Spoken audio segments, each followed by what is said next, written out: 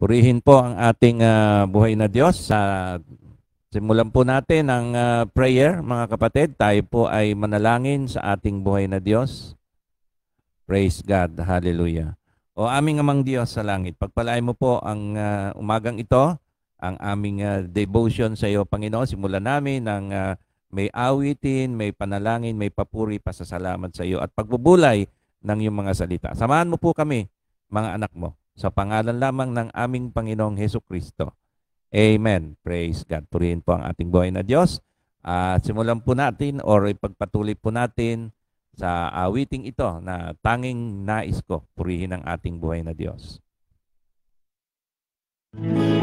Ikaw lamang ang iniibig ko, sa araw man o sa gabi, ikaw ang nasa isip ko. Ikaw lamang ang hanap-hanap ko, pagkat mahal kita, O Diyos, ikaw ang pinupuri ko.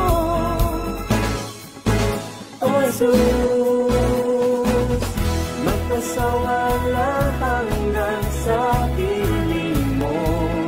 Tanging nais ko, sumayaw, ipag-iwang ng pag-ibig mo, O Panginoon. Yan ang tanging nais ko.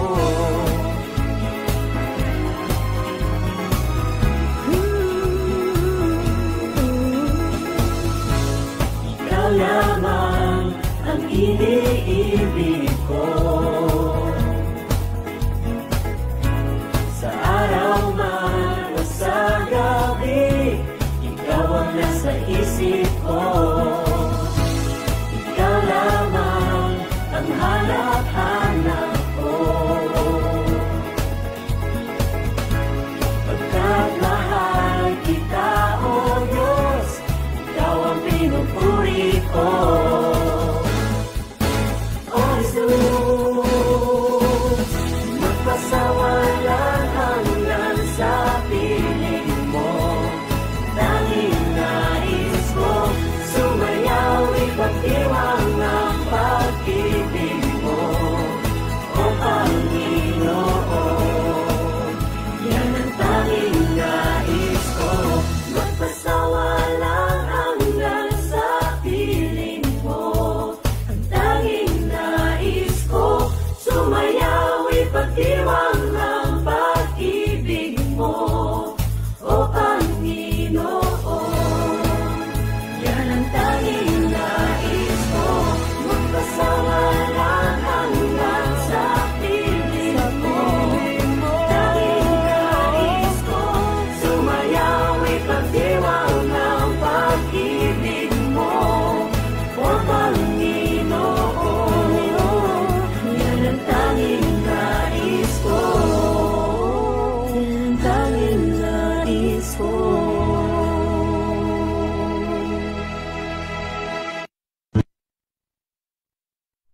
Praise God. Purihin po ang ating buhay na Diyos. Yan ang tanging nais natin na magpuri at magpasalamat sa ating buhay na Diyos. Ang ating pong pagbubulayin, mga kapatid, ay matagpuan po natin sa Ebanghelyo ayon kay Marcos, Mark chapter 9, verse 21 to 24. Basahin po natin, mga kapatid. Verse 21, Jesus asked the boy's father, "How long has he been like this?" "From childhood," he answered. Verse 22, "It has often thrown him into the fire or water to kill him. But if you can do anything, take pity on us and help us." "If you can," said Jesus, "everything is possible for him who believes." Immediately the boy's father exclaimed, "I do believe, help me overcome my unbelief." Mga kapatid, ang ating pong tema ay never in doubt. Sa panahon po natin ngayon, napakahirap po ng ating mga kalagayan na talagang kuminsan ay nag-aanilangan na po tayo, mga kapatid, sa buhay po natin. kung ano na po ang ating kinabukasan sa ating mga anak, ano na po ang mangyayari, at bakit parang hindi po humuhupa ang pandemic na ito sa buong mundo. Padami pa rin po ng padami. At sa katunayan po, mga kapatid, ay meron po kaming kakilala, actually kakilala ng aking asawa na nabiktima po, na-infect po ng COVID-19 na ito at kasalukuyan pong nasa ospital. Kasama niya po sa work pero hindi naman po niya nakamit dahil work from home naman po sila. Gayun pa man ay sa paglabas-labas po ng kanyang kamanggagawa ay kakakain po sa labas, ay na-infect po at yun po yung nakakalungkot. At ito lamang pong buwan na ito ay nadala po sa ospital. Purihin ang Panginoon at pinapanalangin naman po natin siya at di naman po siya napabayaan. At maganda naman po yung ospital na napuntahan niya. Although government hospital, ay maganda po yung asikaso sa kanya sa ospital na ito. Hindi ko na po babanggitin yung lugar na yon, baka ma-promote pa po. At napakaganda po din ng serbisyo doon sa ospital na lungsod na yon na napuntahan po niya. At nagkataon naman doon po siya nakatira. At maganda po ang asikaso nila sa mga na-ospital po. At wala naman po siyang binayaran. Gayunpaman ay nagtulong-tulong po yung mga kaopisina at katrabaho ng aking asawa. At mahirap mga kapatid dahil kung nag-iisa ka sa buhay, wala ka masyadong kasama sa pamilya, yung mag-aalaga po sa iyo, paano na yon? Paano na po yung mag-aalaga at titingin? Lalo na sa karamdamang ito, may gusto man mag-alaga pero COVID-19 naman, baka naman po mahawa, hindi naman po pwede at talaga naka-isolate po at naka-quarantine. Napakahirap mga kapatid na magkaroon po ng ganitong sitwasyon. At dahil po dito sa mga problema na naranasan natin, nag-aanilangan na po tayo. At minsan nasasabi natin ay kaya akong tulungan ng Diyos. Kaya akong tulungan ng Diyos. O marahil gusto kaya akong tulungan ng Diyos. O may kakayanan ba ang ating Diyos na tulungan ako? At kung may kakayanan siya, bakit hindi niya ako tinutulungan? At yun po kuminsan o kadalasan yung ating pong mga daing sa ating buhay na Diyos. At wala na po tayong matakbuhan. Minsan ang gobyerno, kuminsan ay hindi rin po ganoon makatulong ng lubos-lubusan. At di rin po pwedeng asahan ng lubos-lubusan. Nakakatulong po pero hindi po lubos-lubusan. Kaya po mga kapatid, ang natatakbuhan na lamang po natin yung ating pananampalataya sa ating buhay na Diyos. Kaya ako tulungan ng aking buhay na Diyos. Sa kasaysayan pong ito, mga kapatid, makikita po natin ang tugon ng Diyos sa bata na ito na inaalihan po ng masamang espiritu at dahil po rito ipinahirapan po siya ng karamdaman, ng sakit at pagpapahirap. At sabi nga po ng ating Panginoon ay tinanong siya, gaano katagal na ako? Gaano katagal na yung bata na ganito?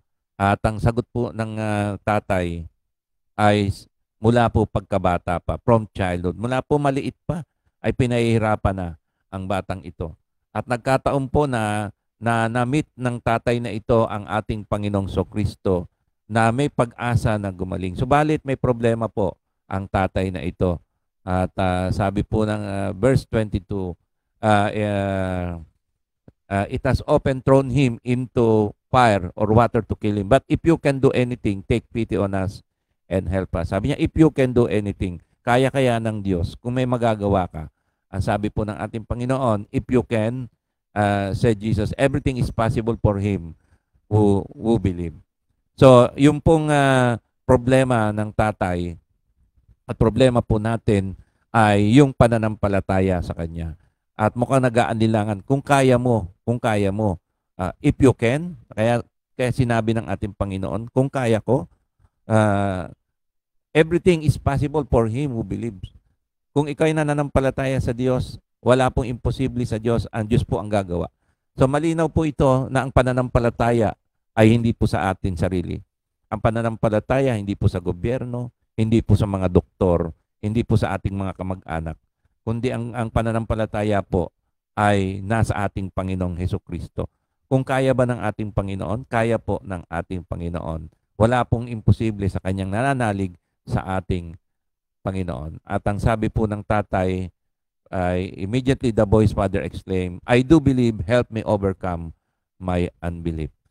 Mga kapatid, ang nais lang po ng ating Panginoon ay manalig tayo at magtiwala tayo sa Kanya. Huwag po tayong bibitaw.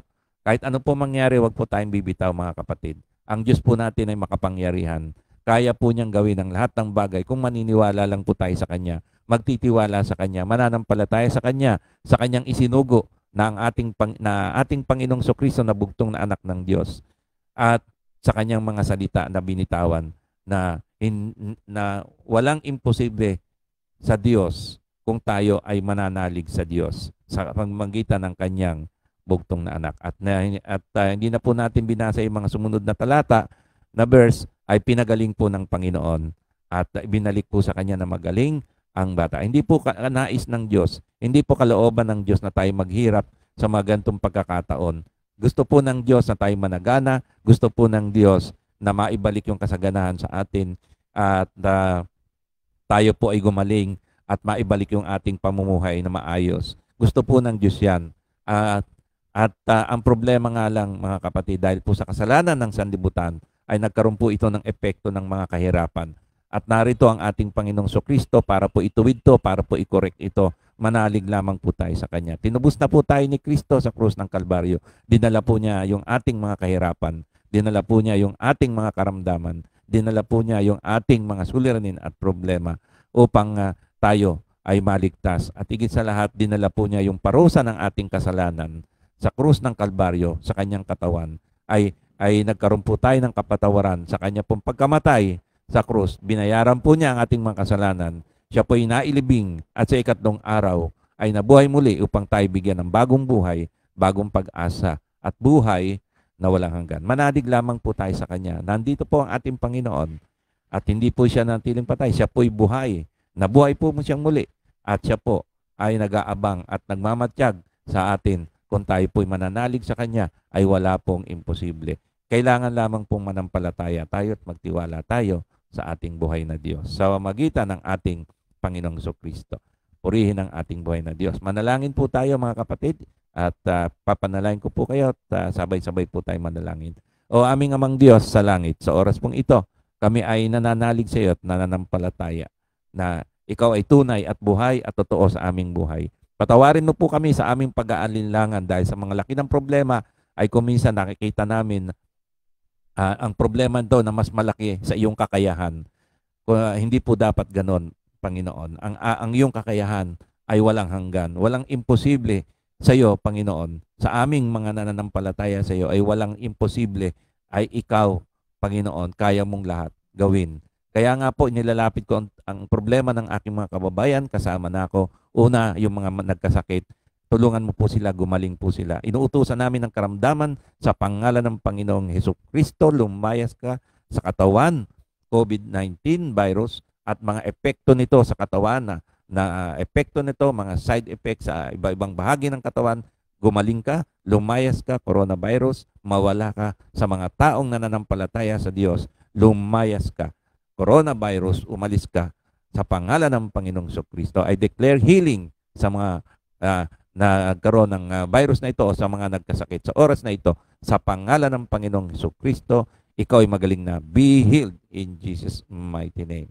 Purihin ang Diyos. Salamat po aming amang Diyos sa langit, sa mga may negosyo, sa mga nagtatrabaho, patuloy po silang protektahan, lalo na po sa nakakamit nilang mga tao, hindi po maiwasan. Ay bagamat nag-iingat kami, Panginoon, sa iyo pa rin ang aming pagtitiwala na hindi mo kami pababayaan. Iingatan mo po kami. Ingatan mo po sila. Protektahan mo po sila sa anumang mga insidente, mga aksidente, mga pagkahawa ng coronavirus sa kanilang workplace, sa kanilang pagpasok, sa kanilang pagko-commute. Ingatan mo po sila at protektahan sa lahat ng kapangyarihan ng kaaway. Sa pangalan ng Panginoong Kristo, wala kang karapatan. Diablo, masamang espiritu ng aksidente, espiritu ng karamdaman, espiritu ng coronavirus, COVID-19 virus, lumayas ka, wala kang karapatan sa lahat ng mga anak ng Diyos, sa lahat ng mga nananampalataya sa Diyos, Wala kang karapatan, coronavirus. Wala kang karapatan, kamalasan sa negosyo. Lumayas ka sa pangalan ng Panginoong Hesukristo. Purihin ang Diyos. Salamat po aming Amang Diyos sa langit. Patuloy ang iyong pagpapala ang siyang sumaamin sa lahat ng nananampalataya sa iyo, sa aming pamilya, sa aming kalusugan, sa aming pangatawan, sa aming mga trabaho, sa aming negosyo, sa aming komunidad, sa aming barangay. Purihin ka, Panginoon. Ikaw po ang mataas, ikaw po ang maluwalhati, at ikaw po ang makita sa aming pamumuhay. Sa pangalan lamang ng aming Panginoong Hesukristo. Amen. Purihin po ang ating buhay na Diyos. Maraming salamat mga kapatid sa inyong pakikinig. At sa ating pangwakas ay hayaan nyo po na magwakas po tayo sa isa pang awitin. Purihin ang ating Panginoon.